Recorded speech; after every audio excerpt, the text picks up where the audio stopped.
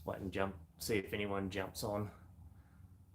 Not really expecting anyone, but just thought I'd give it a go. This is my very first All Things Outdoors live stream here on YouTube. Just hanging out here in the shed tonight because I don't have any content to upload tonight. You might have missed or seen the fact that I didn't upload anything at 6 o'clock tonight when I usually do on Sunday nights, and unfortunately the latest lockdown here in Victoria has had a lot to do with that. So number 5 for us, which is a record for Australia, but hopefully with any luck we don't get any more of those anymore and we can forge on with our plans. And hopefully in the next few weeks it's going to start warming up now and get into the warm months, so I'm really looking forward to that. Although I must say this winter this year is probably one of the best ones I've had for camping in my entire life. I haven't done a lot of camping in the winter time, so it's been really nice to acquire some gear to allow me to do that, like the diesel heater, a really nice thick sleeping bag, and the awning tent's been really great too. So even though it's been raining and everything like that, it's been cool to go out camp in the winter time. So updates wise, I've had to push my plans back a little bit. I was supposed to go out a couple of weeks ago now to do a double header camp out, so to do 2 overnight camps videos back to back, but the lockdown unfortunately set us back there, so I'm planning to do a single nighter this weekend coming, and then over the next couple of weeks do a few more, so I'll have some really consistent camp out content, whereas lately it's been a lot of gear reviews, which I don't particularly like doing. I prefer to do the adventure videos because it's something that I enjoy, and I really enjoy the process of not only the camping out but also editing and making a really nice film. Not so much because I want the views, it's more for a record that I can look back on and my kids can look back on when they get older as well. So yeah, it's more about the process for me really. But I thought I would catch up on where some of the old projects are that I've done over the years, and some of the more popular ones. Actually, I don't even know what I've done with the... Where is it?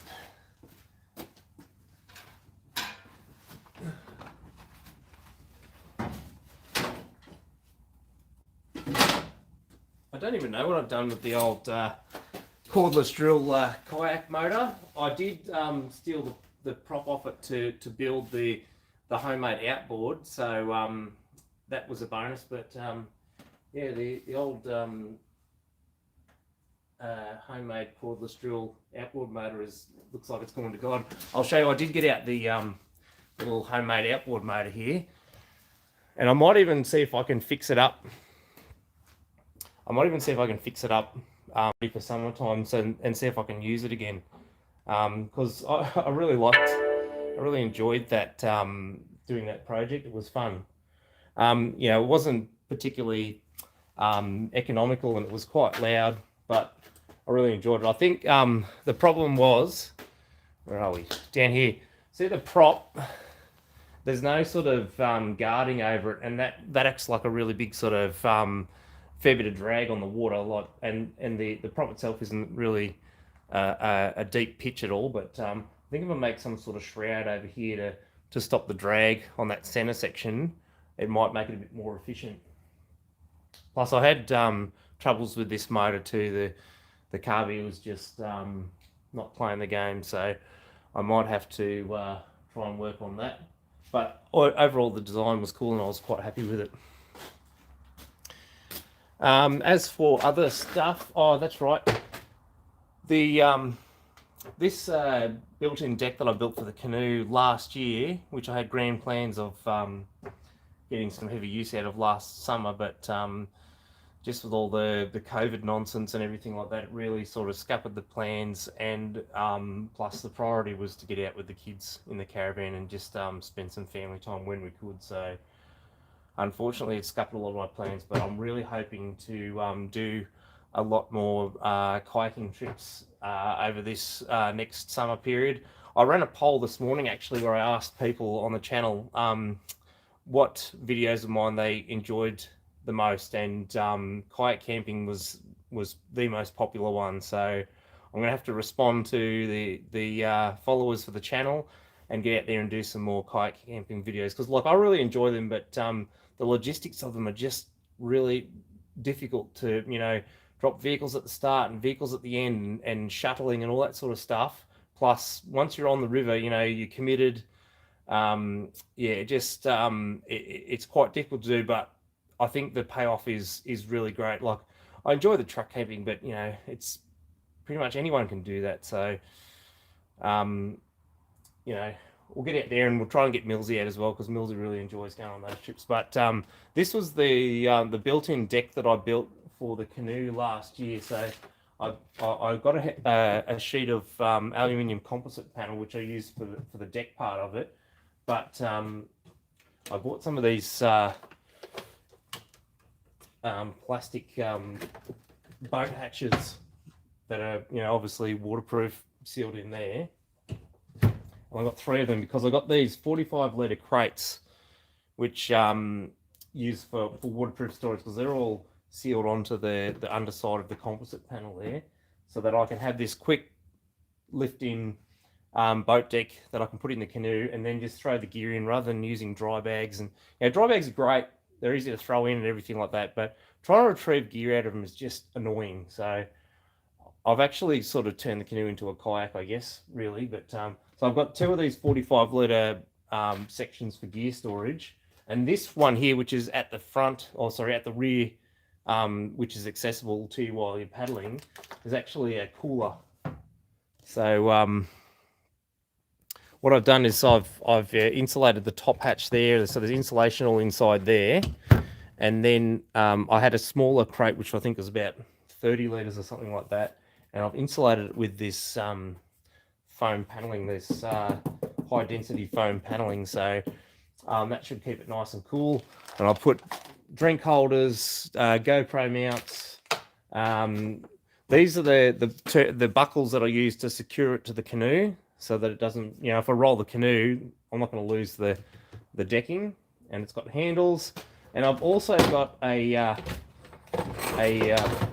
solar regulator that's installed inside that front bay there, and there's a little waterproof pass-through connector here, which goes to this what is it? I think it's about a 40 or a 50 watt panel, which I can then buckle onto the front of the canoe up there. That way I can charge all my gear as I'm going down the river. So I'm really keen to try that out on an actual trip this year. So I'm looking forward to that. Now, in terms of other things, the all-in-one diesel heater, that's had a really good response, that video. I'm really pleased with how that's gone. And people have really responded well to the multi-use of the all-in-one diesel heater. You know, not just using it to heat a caravan, installing the caravan, and then it's committed to your caravan, but being able to heat your caravan, heating a tent, heating a shed. Like I'd probably get 90% of the use out of it here in the shed when I stick the exhaust out the door there and just plug it in. I've got a 12-volt converter here, so it's 240 to 12-volt converter. Plug it in, cigarette socket, and away it goes.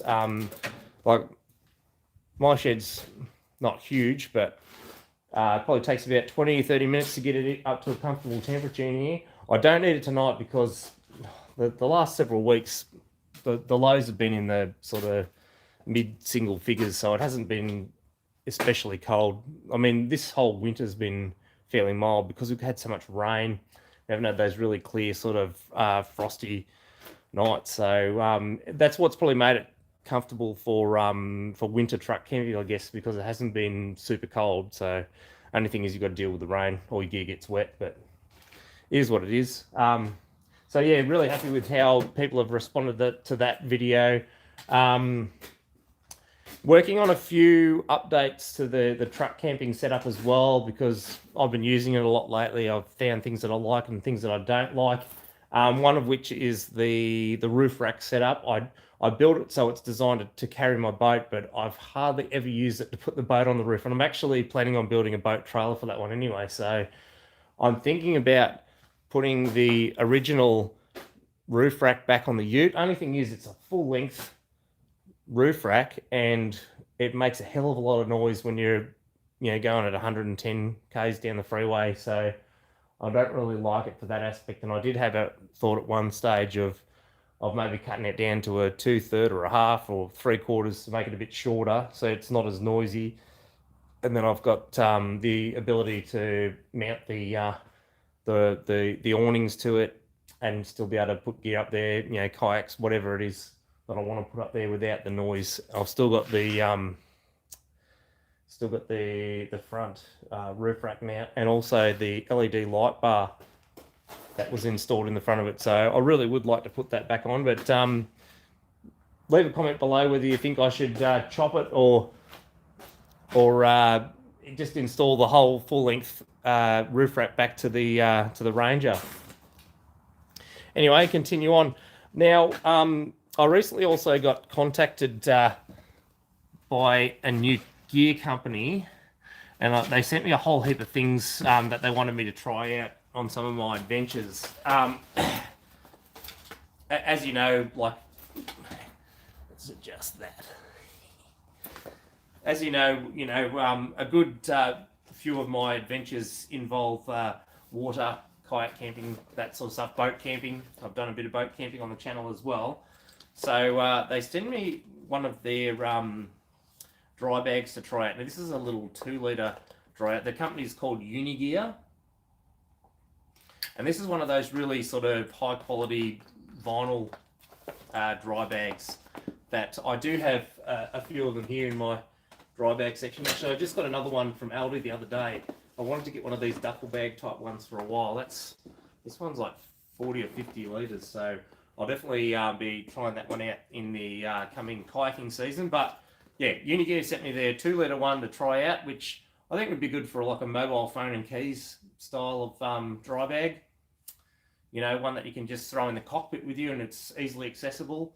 Plus, they also sent me a phone holder dry bag as well, which I always, whenever I do kayaking trips, I always put my mobile phone in one of these and hang it around my neck, because if you flip, capsize, lose all your gear, at least you've got your phone with you and you can call for help if you need to, or even get on the internet, make a phone call, whatever it is. At least you've got your phone with you, and you could potentially put a key in the car key in there as well. So at least you're not going to be stranded. So I really do like those. And actually, the one my old mobile phone dry bag was about to cark it anyway, so it's good that I've got a replacement for one of them. The next bit of gear that they sent me, and I've actually was thinking about buying one of these little pots, is it's a 450ml titanium cook pot, or you could just use it as a coffee mug. So titanium, you put it straight on a flame and cook on it. Titanium is really good heat wise, and it will you'd be able to pick the pot up almost straight away, because they shed heat very well, and it comes with a little pot lid as well. So it could be a coffee cup, or you could make a small meal in there as well. And it's got the fold away handle, so keep an eye out for that one. Also comes with a little pot holder as well, which would be very handy. So keep an eye out for that one. I think that might make an appearance on a kayak camping trip, or even potentially I might do some short sort of hiking trips. I've got a couple of ideas for hiking trips, and another piece of gear here may come in handy there. They sent me a set of trekking poles. Now, I've never used a trekking pole when I've hiked in the past, and people have told me that there are some vast benefits for using these in terms of using your whole body to propel you forward rather than just your legs, especially if you're going up inclines or down inclines. These can really take the pressure off your legs. So I am a skeptic at the moment, but I will try them out. I've got actually an idea to try them out next weekend when I go on the camping trip next weekend. So I may even try those out and see how they go. And then the last bit of gear that they want me to try out is one of their large sleeping pads or sleeping blow-up mattresses. So this one is one that comes with the bag that it comes in is one of those inflating bags. So rather than actually blowing into it, you scoop up air with this and then wring the air out of it to inflate the sleeping pad, which I think is great because then you get less condensation inside the bag from your breath, and then you're less likely to get mold and that sort of thing accumulating inside the sleeping pad and potentially prolong the life of it. So it feels like it's quite a soft material too, which would probably be more comfortable. I've got another sleeping pad here that's got that really sort of crinkly hard style fabric, which I find irritating when you're rolling over at night and it crinkles and carries on and makes a whole heap of noise. So I'm very keen to try this one, and it's a large one too. So if you saw the video that I did on the Coleman Big Game sleeping bag, which is over 1 meter wide, there's that I prefer side sleeping, but I like to, it's hard to describe, but I like to cock one leg up, and I call it the outrigger. And basically you can't do that in any regular sleeping bag, so you have to have a nice big wide one. And I think the fact that this is a wide sleeping pad, or a large sleeping pad, sorry, will really accompany that style of sleeping. So yeah, that is the Unigear gear that Unigear have sent me, and I'll be using it over the next few adventure videos and really sort of giving it a torture test, I guess. Where are we at? So I guess this is my storage system for all of my camping gear. It's not the greatest setup. Like, my shed is not the most weatherproof of sheds, so it can get a bit moist in here. The floor floods when we have heavy rain, so I've got to keep everything up off the floor. There's a window actually in the back there behind the shelves which can leak a little bit, so some of my gear can get wet at times. So I would really love to weatherproof this shed, but I don't know how much longer that we'll potentially live here. So what's the point of doing it if we're going to move at some stage? But yeah, this is where most of my gear is, in these Bunnings flat pack shelving. So got all of my sleeping bags and sleeping pads. The June Century bivvy tent, which I'll be using again on the kayak camping trips over the summertime. Probably not in the middle of summer because it's not a terribly breathable tent, but I really love that. It's been great, and I might even use it if I do some of those hiking trips. There's the Coleman 6S C-6 big game sleeping bag. What else have we got?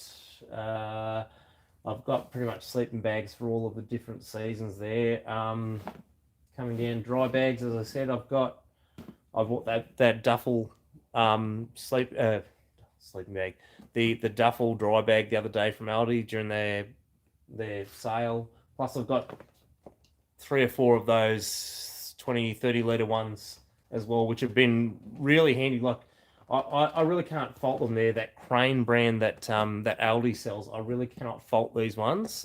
They've been through the ringer on multiple kayak camping trips and have never let me down. I've never gotten moisture in them. So that's another video I did, the Adventure Ridge Aldi camping gear video, which seems to get a good response on the channel.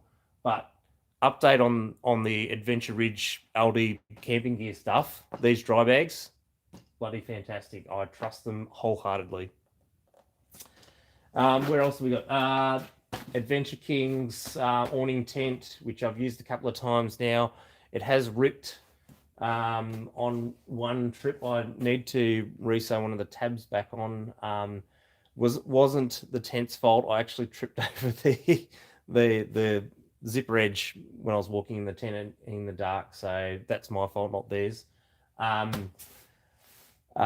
Tends to get a fair bit of condensation in it during the winter time, but having the diesel heater poking in the tent really clears up that condensation really quickly in the morning. Like, I woke up at like 5:30 on my last trip, turned the diesel heater on, and the condensation was gone by 6 o'clock. So it was really handy to have that to be able to dry it out, because everyone knows you pack your gear up and you forget about it and you come to use it again and it's full of mold is disgusting. You know, there's nothing worse than, to be honest, I wouldn't sleep in a tent that had mold in it, because you can get all sorts of health problems from that.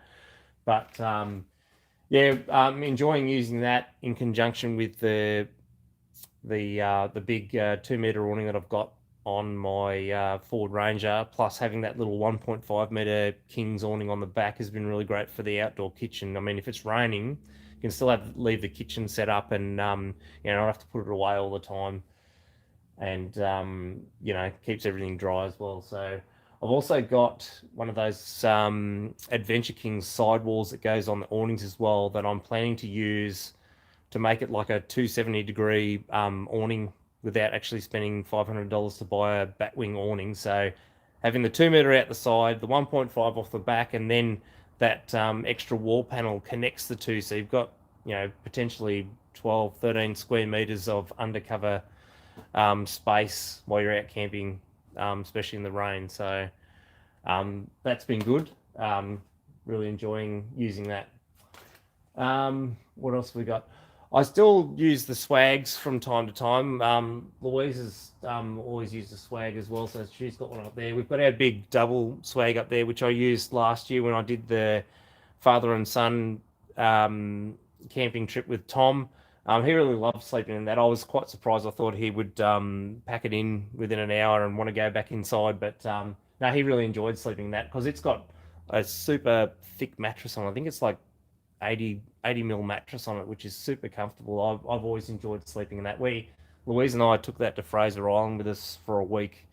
When was that? Back in 2015, and like, it was fairly hot and muggy up there, but you're able to open that thing up so well that it's just so comfortable to sleep in, especially with two people. Like, it's the size of a queen mattress, so you know, really comfortable with two people in there. I even have one of those fold-out cots. I've never really liked those things though, because they're not wide enough for me and the way I like to sleep. So I may try using it again with one of the new sleeping pads that Unigear sent me, to see if I can use it. Because last time I camped out in the awning tent with the foam mattress on the floor, I got a whole heap of condensation on the bottom of it, and it got quite wet. So I think that's probably an advantage to be up off the ground when it's moist like that, to stop getting condensation on the mattress and keeping everything dry. What else have we got? Let's go for a walk around the corner here. So there's the old kayaks to fish kayak up there, which I like to use for my skiddy water kayak camping trips, like in the upper reaches of the Ovens River and the King River, where you know, you're going across rocky bars and rapids all the time. Like, that's been really good for that, especially, you know, using dry bags in the back, having it packed up like that. It's been a really reliable kayak, that one. But in the more sort of still water further down, I'm intending to use the fiberglass canoe that I got last year, that I built the deck for. So I think I might store Master Yoshi, $5. Hey, go to All Things Outdoors, first live stream. Thanks, Master Yoshi, for the donation, mate. Well, I'm on cloud nine now. Thank you. Awesome. All right, we'll keep going. So yeah, I probably think the first trip that I'll do kayak camping wise, we'll get the big fiberglass canoe out, and I might do the very last stretch of the Ovens River from the Bundalong Bridge down to the boat ramp, which is about 10 k's, but which I've done before in boats and everything like that. But it's just like a psychological thing that I have to paddle it, because I've paddled the rest of the river, so I've just got to finish off that last section. I think that'd be a good one to do while it's still a little bit cooler, because there's less chance of actually falling out and into the water. So I think that'll probably be a good one to start with. You know, we might look at September for that one, so next month potentially to do that. Millsy will be in for that one for sure. But between then and now, I've probably got a couple more other style adventures. I won't tell you exactly what they are just yet because they're coming up soon. But there's some really good themes to them that I'm really excited to share with you guys. I also, a little project that I've done lately is I built this little trolley jig. So it's that pallet there with the legs on it and wheels. I'm going to use that to be able to pull the drawers in and out of the back of the ute when I'm not camping. So if I need to go and get firewood or whatever, I can just quickly slide the drawers out onto that trolley and just wheel them away. And then when I only go camping again, quickly slide them back in and away I go. So that should make things a whole lot easier in that respect. What else? Oh, here is a contraption that I used to have in my old ute, my Hilux, which enables you to take the rear seat out of the ute and install a flat floor in there. So what I did, especially when we went to Fraser Island, we took the rear seats out, we put this flat floor in there, and then we were able to put the fridge and like bags and clothes and that sort of thing in the back seat of the ute, which left more space. Gotta love pallets, a million uses. I built a coffee table recently out of one. A coffee table out of a pallet. I'd love that. I love the bit of industrial sort of reusing vibe. But anyway, back to this. So we're able to put our fridge in the back seat of the ute with our clothes bags and everything, and then in the tub of the ute I had a set of drawers, but I had a big 60-litre water tank in there, and I actually took the boat and the boat motor, so I was able to take a fair bit more gear by being able to take the back seats out and put that flat floor in. So that was really handy. I haven't, to be honest, I haven't even tried to see if it fits into the Ranger yet, because I can't be bothered taking the seats out because it's got the kids' car seats in there, and I really need them in there all the time. So maybe one day when the kids are a bit grown up, I might even try to pull the back seat out and putting that in to see if it gives me some more space, and then I can obviously take more gear in the back. Where else are we? Oh yeah, here's I got this from my brother-in-law. It's one of those Dometic polycarbonate Eskies coolers. Sorry, this one's a 43-litre one, which I used last time I used that was on the last boat camping trip I did in March last year, just before COVID hit. I took that. I was only out, 36 hours, but there was still solid ice in it, so I was really pleased with how well it kept things cool. I was the beer was definitely still nice and frosty, so it was good. But really happy with that fridge. I've been using the Adventure Kings stove again recently, and I think I'm going to be using that a bit more with these winter camping trips, because that way you can have a fire that's closer to your tent and it's enclosed, and you're not worried about embers putting holes in your tent or anything like that. Plus, having the chimney pipe means you're not going to flick any embers up and potentially burn your awning or anything like that. So the only problem is I find it really hard to get going. Once it's going,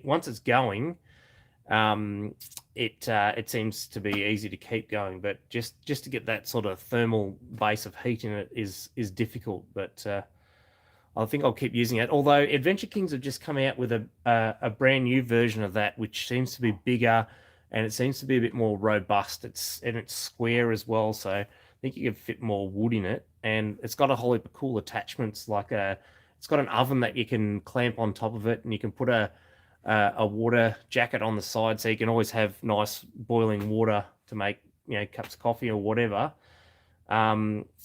So I'm actually toying up with potentially buying one of those to replace this one, because this one's sort of quite a thin sheet metal that warps quite easily, and I could see that it wouldn't last very long. So I may even buy the bullet and buy one of those new Adventure Kings stoves in the future, potentially for next year, I guess. That's been good. As for the other fire pits, the ones that Life Do sent me, the first So I'll put you guys back down there. The first iteration of that one that I tried out, you couldn't really get enough air into the to the fire to keep it going. Like, you know, once you put the slots in, there was no air coming up from underneath. And I gave that feedback to them in my feedback to the company. And when they came out with the UROD one, the UROD, what does it stand for? You Are Our Designer.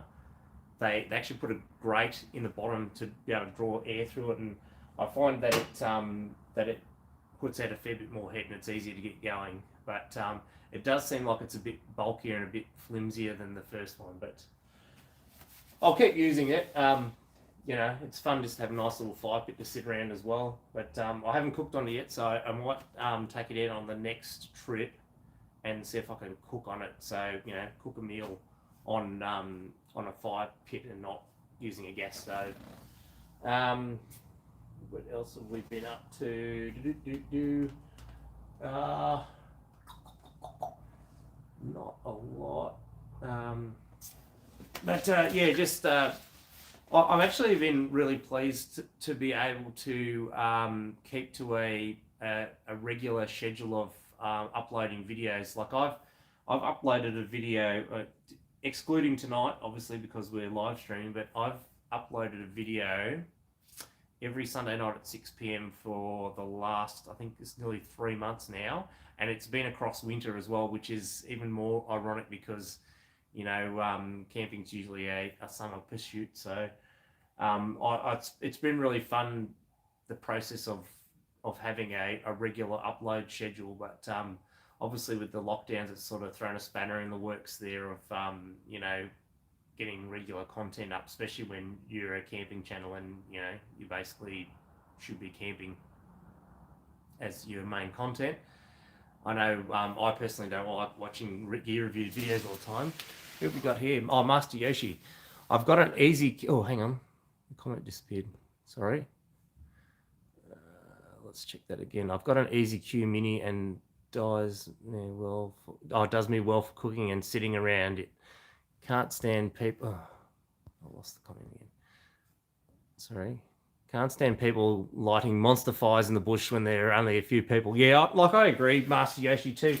All you need is a fire, you know, that's big enough to do your cooking on and sit around. You don't need to do a massive big bonfire. That's why I kind of like those fire pits, because it keeps it contained, you know, especially if you're in a place that doesn't allow for fires on the ground. You've got to bring your own fire pit in. You know, it's really convenient, and, you know, it sort of lends itself to that leave no trace mindset that a lot of campers have. You know, obviously not wanting to leave a whole heap of fire litter on the ground, and potentially, you know, starting a bushfire as well, which myself, working for the Country Fire Authority, would not be a very good look if I started a bushfire from camping. But yeah, I think that's about all I've got to talk about tonight. So I might just about cut it short there. But yeah, basically the plans are for the next couple of weeks will be looking at doing, say, a gear review adventure, that sort of style of trip. So it's not all just gear reviews all the time, and, you know, it gets a bit boring. But I've really enjoyed the format lately of not just going out and doing a camping trip and just going, hey, yeah, let's cook a meal, let's sit around the fire, let's go to sleep, let's wake up, let's pack down the camp with the obligatory time lapse of us packing up the camp, but actually going out and looking at an interesting aspect of the local area. Like, I did the truck camping video a few weeks back where we went to the underground hut and then to the magic forest. So we're not just going out camping, we're going out camping and we're going to look at something interesting as well. So the one I've got coming up in the next couple of weeks is going out camping and then looking at something interesting again. So something that I really enjoy doing as well. So I'm really looking forward to that and getting back out there again. And yeah, we'll keep forging on, and then hopefully the weather will warm up and we'll be back into kayak camping and that sort of stuff. Wouldn't mind seeing you live streaming while on a camp, mate. I definitely will be doing that, Master Yoshi. I've enjoyed sitting here talking with you guys tonight. Or sorry, you one guy. At least someone's watching.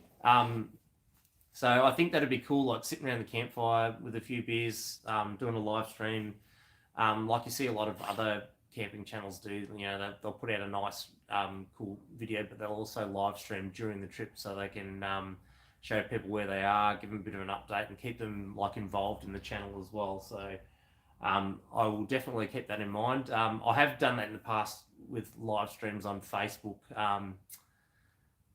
Which I might do. You know, I can obviously do both, I guess, but I guess it all depends on how much phone reception I have where I am at the time. But I'll definitely keep you guys advised of that. I mean, if you follow me on Instagram as well, I fairly regularly upload there as well. Camping Down Under channel does it, and quite entertaining to watch. I don't know that channel, Camping Down Under. I'll have to have a look at them and see who they are, because I've been trying to look for a lot of local sort of Australian camping based channels lately to see what other people are doing out there. One guy I looked at today, not today, the other day, Outdoors Australia, who lives nearby me here, is does sort of similar stuff to me. So I've been talking to that guy. I've also been talking to Robbie Fishing, Robbie Alexander, quite a bit lately. Robbie and I have been nattering away about stuff, and hopefully we might even jump on and do a bit of a collab at some time in the future. So that'd be good to see Robbie out in all things outdoors. But yeah, no, I'm really looking forward to the weather warming up, getting out kite camping again, boat camping as well. I enjoy doing boat camping. One thing I would really love, a dream of mine, is to buy a boat that has like a bed sort of cabin in it. I was looking at one the other day, a Whitley Voyager, which is about, how long is it? It's about 5 or 6 meter boat, trailerable boat, so something that you'd be able to tow to and from the water. But it had a really nice big, you know, V-berth cabin in it, which had a toilet, had a sink, you know, running water, that sort of stuff. It had basically the whole rear deck area was enclosed.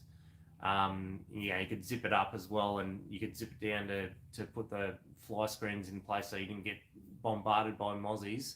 And it had a 470 Mercruiser inboard motor in it. That would be an absolute dream for this channel to be able to have something like that, because then you could just, you know, you wouldn't have to unpack all your gear and set up camp and everything like that. You just pull up, tie off, and you're there. You know, that'd be awesome.